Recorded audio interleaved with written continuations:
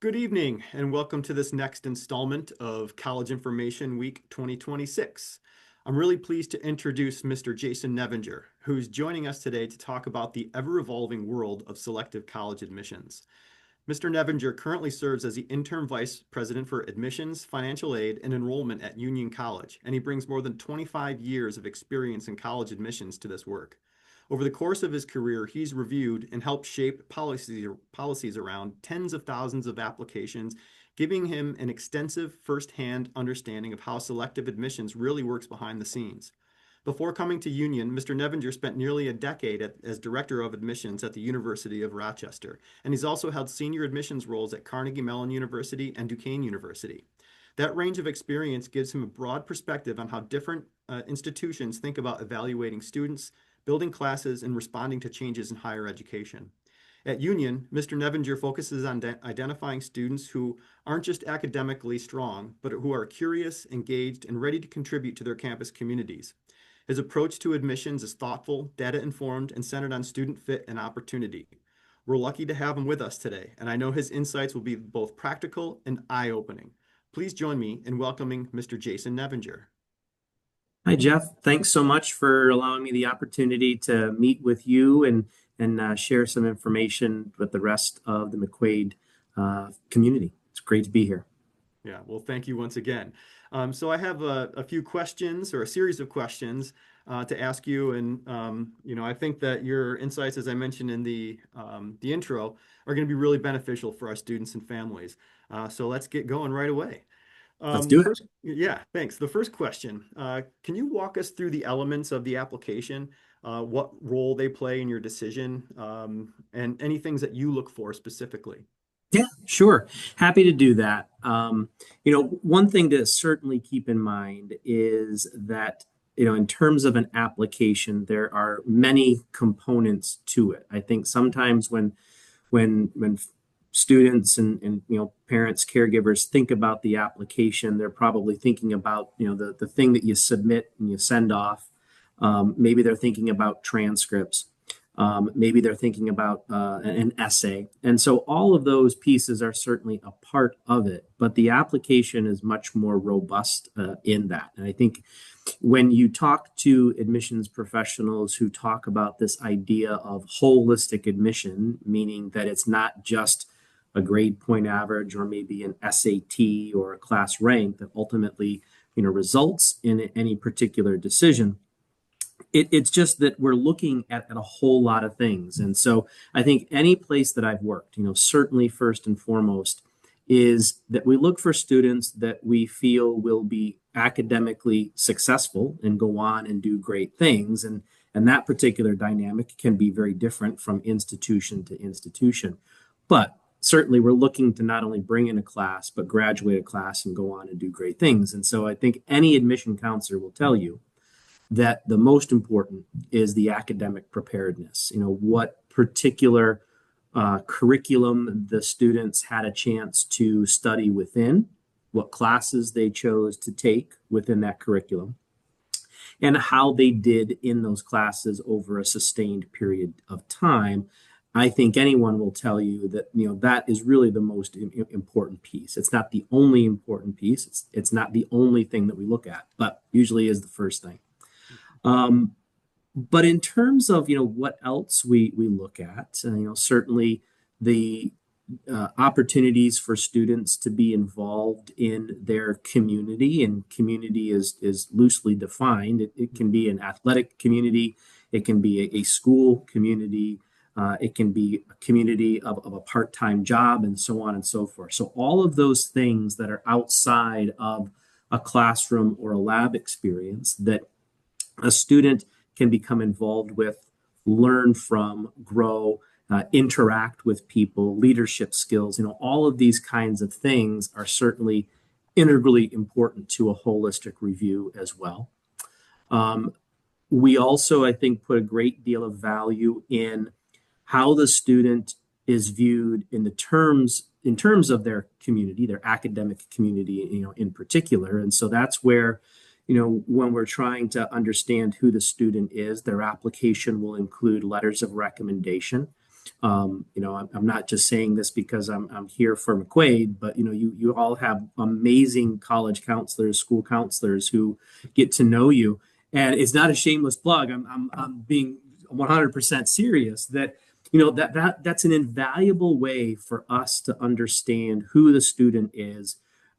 If we notice a blip in the transcript, maybe they're doing really well, something happened, they got back up. The school counselors are often the ones who allow us to understand and gain perspective of who the student is, and so incredibly helpful.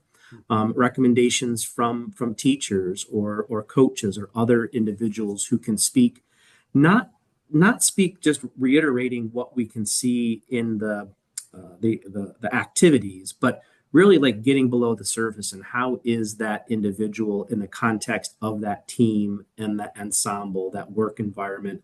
Because the reality is when you go away to college, you are going to be part of an academic community with an underline of academic and an underline of community. And so we want to find students who are going to get involved and do great things and be great roommates and lab partners and all of that. And so sometimes those non-cognitive skills that you can't find in a test score or a grade point average are going to come out in those kinds of areas. I think certainly important.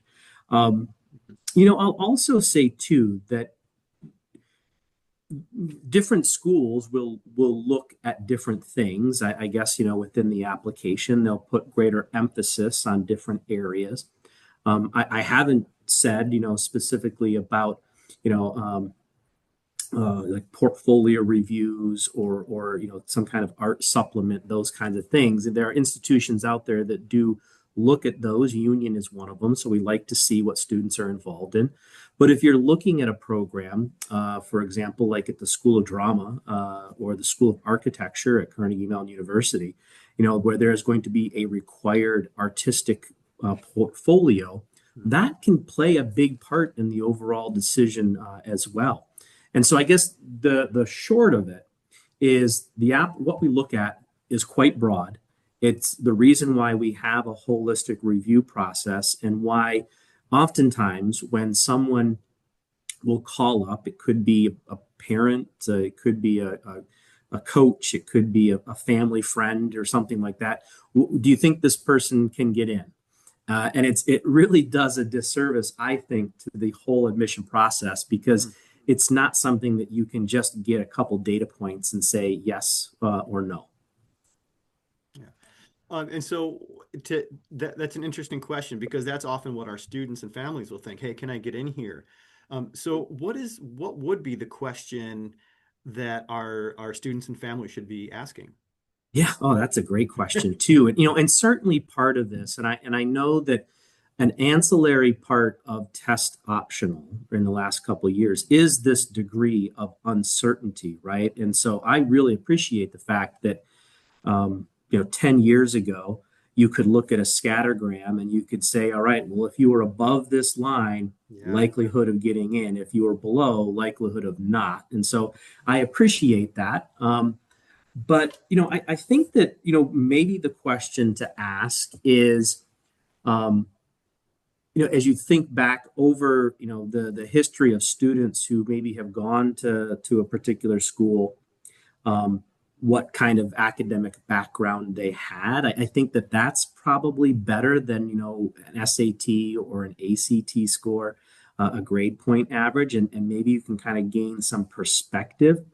But it's really difficult. I think that is certainly the other piece of this, and this is more of the maybe enrollment management hat that we have to wear on the admission side, is things can change from year to year. Mm-hmm. There can be a very up year or down year given in terms of enrollment that will then ultimately play out in the next year's process, and it has absolutely nothing to do with the great student and the application that they present.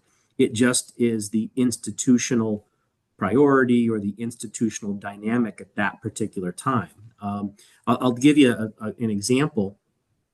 Certainly in prior instances where there were very, very set numbers in a particular incoming class. Okay, so for a particular school of X, we only had this many spots, and maybe that was under enrolled one year, and so you're going to be more apt to admit more students the following year, or vice versa. And so the dynamics can come into play from year to year.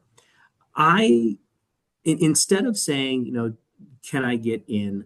What are my chances? I think the conversation has to shift and say more about the fit. You talked about it earlier. The fit. How is this place? What are the kinds of students that are there? What are the students going on and doing after they graduate? What is their life experience at that institution? And that should be the question. Not can I get in, but can I get there and thrive? And what is my life going to be like for the 4 years that I'm there? Yeah, excellent. Yeah, all about fit. That's the most important piece, I Yeah. think. And you had mentioned, the enrollment management process, how that can change from year to year at one institution. And I can also imagine how things are different from, across universities and colleges. Of course, the transcript and the strength of schedule are typically at the top. In your experience, how much adjustment have you seen going from institution to institution, or even talking to your peers about that? In terms of, I guess, can you reframe the question? What specifically are you asking? Well, essentially, so each year at one particular institution, you might see, like you talked about, we may be under enrolled here in this Yep. program, or we want more students from this area. And there's also a significant change, from institution to institution in terms of how they'll prioritize pieces of that application. So in your experience, have you seen drastic changes? So like what I'm saying is, typically you see strength of schedule, transcript, GPA, kind of at the top of the list. Mhm. Beyond that, what are some, like, I guess, focus areas that students and families can think about regardless of where they Yeah, are? no, really good question. Thanks for the additional clarification. One thing I will say too, and this I'll get to answering the question a little bit more shortly, but I will say what I've also found at different institutions is there are certainly, I've been at institutions where it has been incredibly important for very specific courses to be within a student's schedule, if that Uh, makes sense, right? And mhm. so if you say, well, you've got to have physics, or you've got to have X, Y, or Z, and that's really an incredibly important part of the overall process, an Mhm. application review, transcript review. I've worked at other places where that the weeds are not as important as the overall aggregate and how the student has done over time and challenged themselves. And so I think, one thing to keep in mind is, and this goes back to this idea that institutions will look and prioritize different things. I think it is important to know, and this gets hard because we're all different in terms of admissions in colleges and institutions. But Yeah. if there's a few schools where someone is really keen of understanding, it's really important to know that within the academic context, are there specifics? Are there specific sequences of courses that need to be had? Mhm. Is there a type of calculus or physics that you need to have in order to even be kind of in the realm of possibility are pretty important. Over time, I think at all the institutions, there isn't a great difference in terms of kind of what we're looking at or the hierarchy of things. But I will say that certainly post COVID and post test optional, and Union is still test optional. University of Rochester is still test optional. Mhm. When that went away, I think that there was just a greater emphasis on um, again, this idea of the coursework, the core coursework specifically at the junior and senior year, Mhm. have become more important in understanding who the student is. And so that certainly has been a bit of a shift away once the testing was no longer there for a number of applications.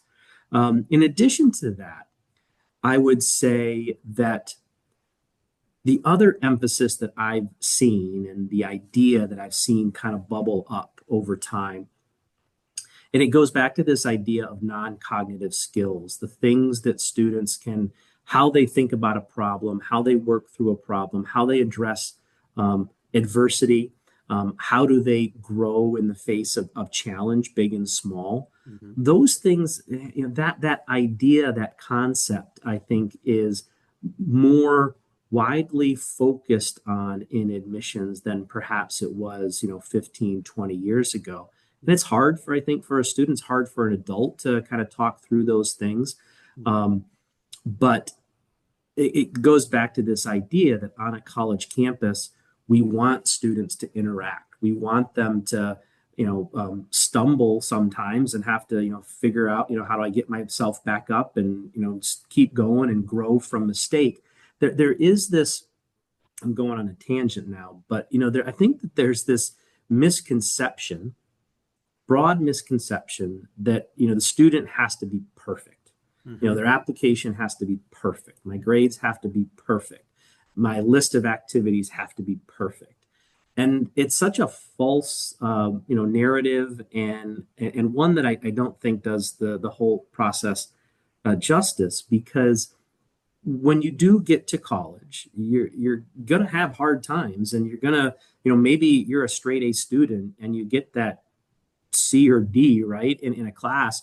We don't want you to crumble. We want you to be able to adapt and grow from that mistake. And so the more that we can do in admissions to find those students that are able to do that and say you don't have to be perfect, but you do need to be able to grow from challenge. Yeah. And it sounds like the recommendations and the essay, all those qualitative pieces would really help you learn about the student in that kind of Yeah, I way. absolutely. Those are key areas. Sometimes we get asked a student, well, how this kind of thing happened, or I want to talk about, something. And there always is, additional information section in Yeah. applications where students can put things down. And, it just, I think, in my perspective, it just gives a little, humility and human, kind of context into that application, that we can understand a student's thinking through their journey and talk it through. Yeah. Excellent. Mhm. Okay, so once students start submitting their applications to their colleges, how do you start to, kind of whittle things down? Are there regional readers? Do you have committees? What does it look like for you? All of the above, yeah. And again, this is something that will be different at each institution. Every institution I've worked at, an application is not just read one time, right? And I think that's important for folks to know. At least again, the institutions that I've worked at. Um, and it's the beauty of holistic, in that there is a process. Here at Union. Every application gets at least two reads, if not more. And so and our process is a bit nuanced in that. So we have an independent first reader. More often than not, that reader is their territory. And so, just spoiler alert, I'm actually the territory manager for the greater Rochester area. And so, I'd be Excellent. doing the first read, and then a second reader will read it. And then those two people actually come together and they look through that application together. One person has the deep dive, the second reader kind of has a little bit more of a 30,000-foot view. And then they'll come together, and if both readers disagree, then it goes to committee. Okay. If both readers agree, then it just moves into the process in further down the application review, and then the applications are actually looked at again. One of the things that you'll hear from enrollment managers is this idea of kind of crafting the class, right? So we know how many students we want to show up at Union, 520, by the way. That's the goal, right? And so you kind of have to start there and work your way back. And the challenge is we don't know, who ultimately is going to say yes to us, Hmm. even though we've said yes to them. I mean, early decision, of course, right?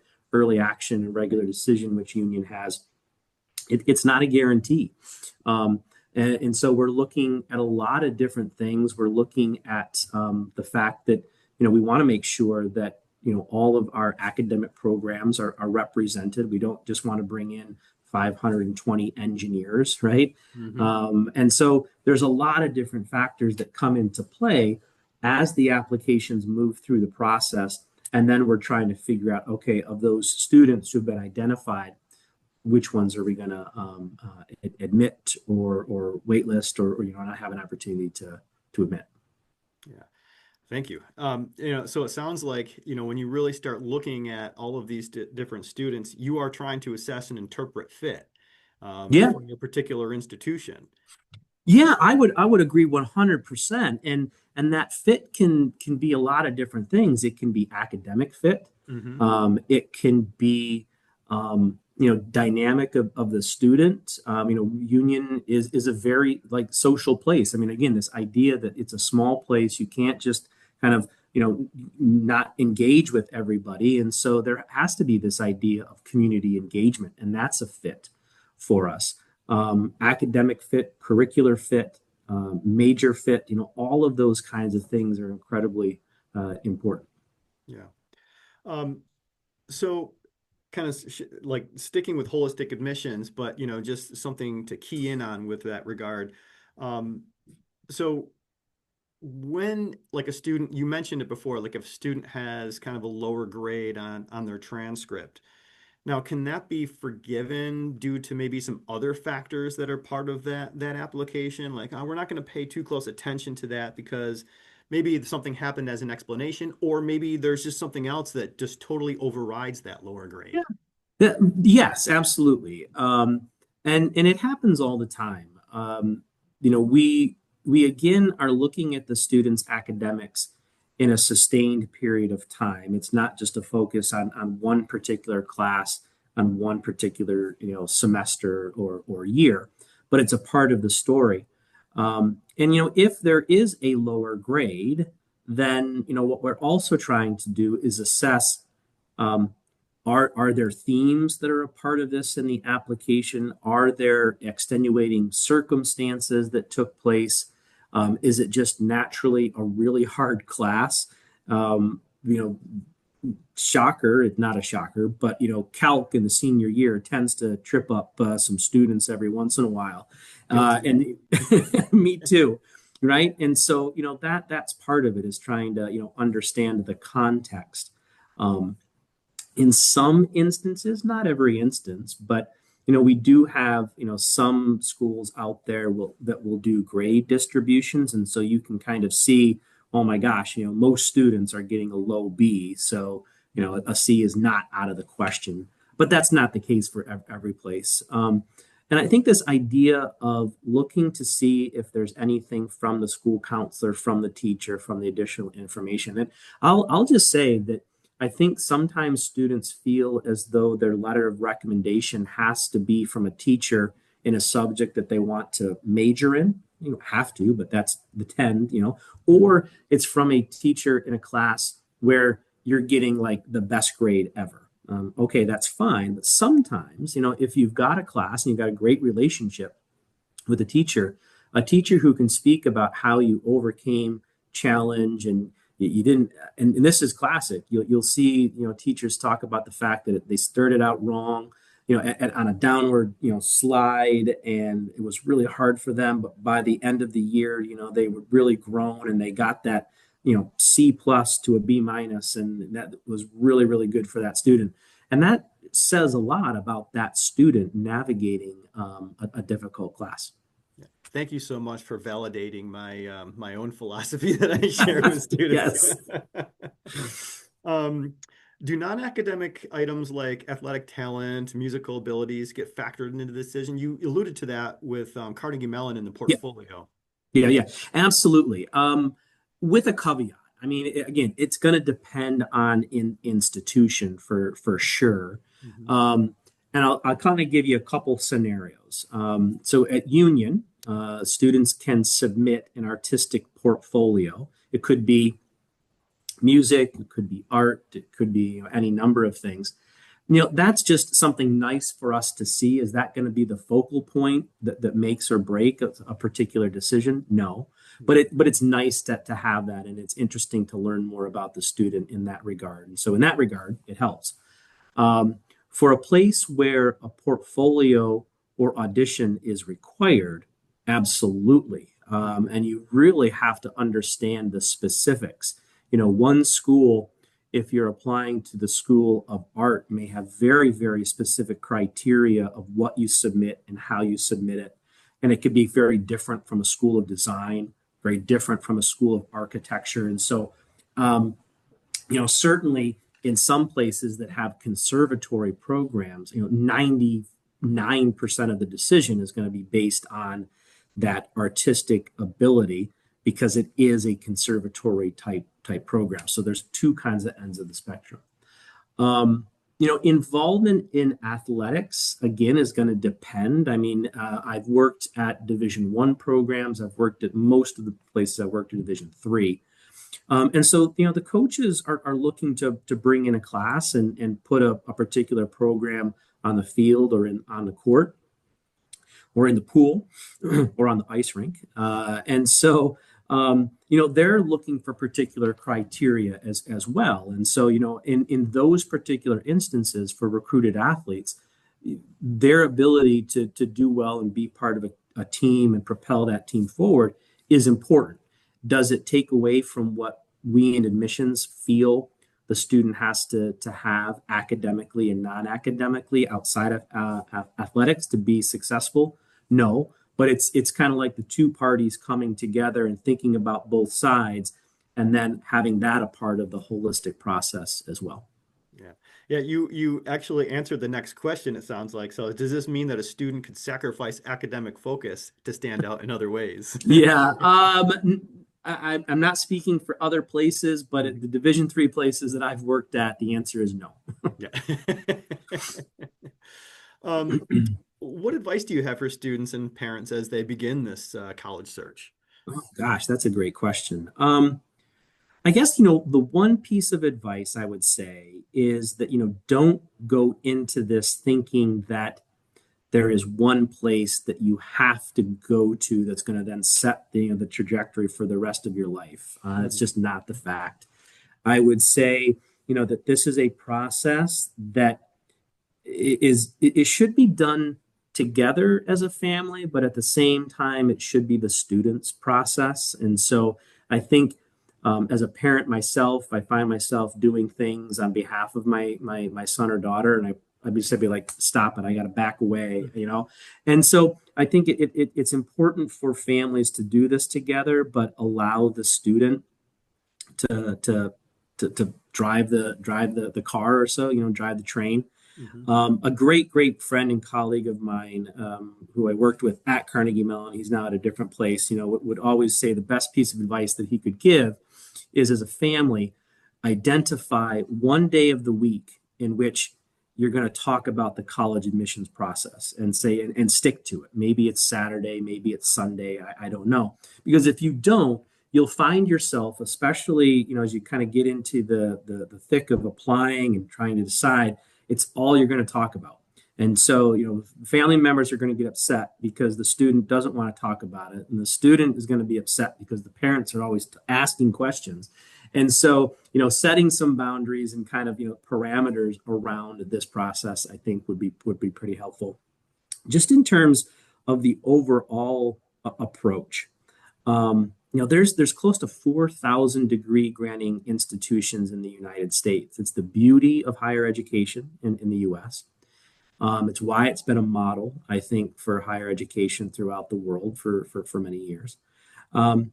And I think that sometimes, not sometimes, I think a lot of times, it's maybe a handful of schools that are kind of well known, that are the talk of the conversation, and that's where the focus goes. Okay, that's going to happen. But at the same time, there are so many great places out there. I really encourage families and students in particular to really allow themselves to be surprised and discover places that they may not know about. You can go and get a great education, have great friends, go on and do amazing things at a lot of different places. And it's not necessarily tied to a ranking or what, a friend said it was, or, what the person down the hall says you should do. Because it's such an individualized process. I mean, you can't have a process that's focused on fit if you're not really looking inward, right? And saying, what do I want? Is this a place that's going to really allow me to be the best version of myself moving forward? Yeah. Yeah, thanks for that. Because it's always something that we like to see when our students apply to just a diverse number of Yeah. colleges.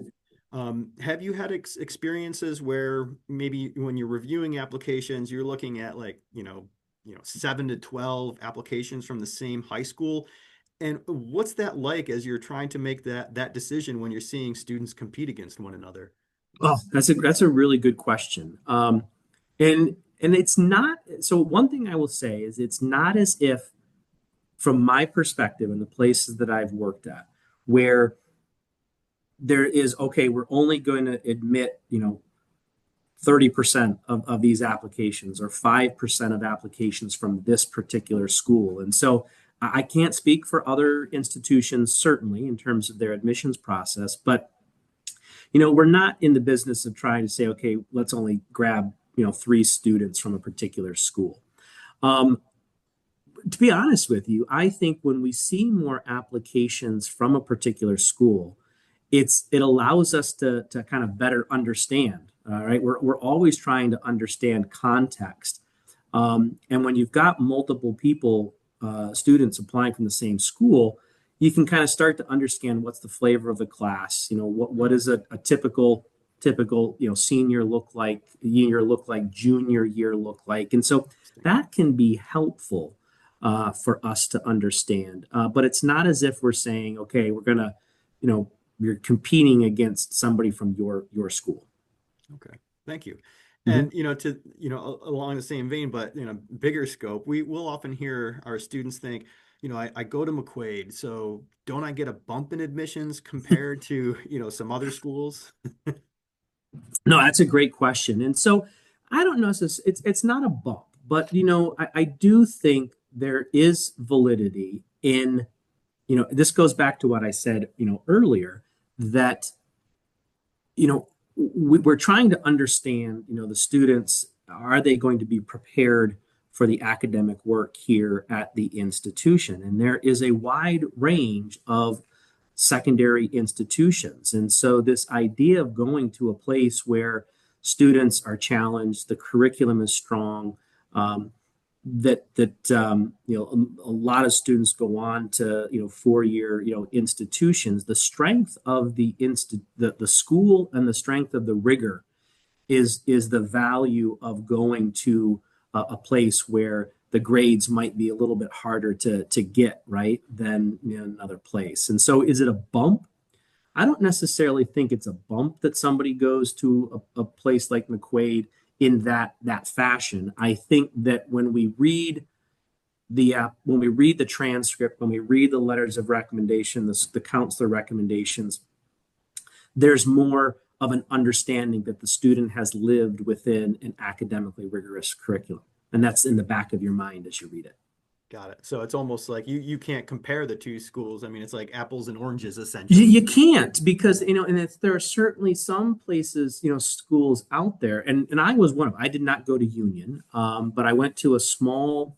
This is back in the dark ages, but I went to a small public school in Western New York, down in the Southern Tier, Mhm. and we didn't have APs, right? And so every place is going to be different, and so we do have to understand within the context of the school, how did that student challenge themselves? And we see it, often too, is like sometimes students will be taking other coursework outside of their school because they're wanting to get, other opportunities that are out there that they might not have. And that's part of it too that we look at.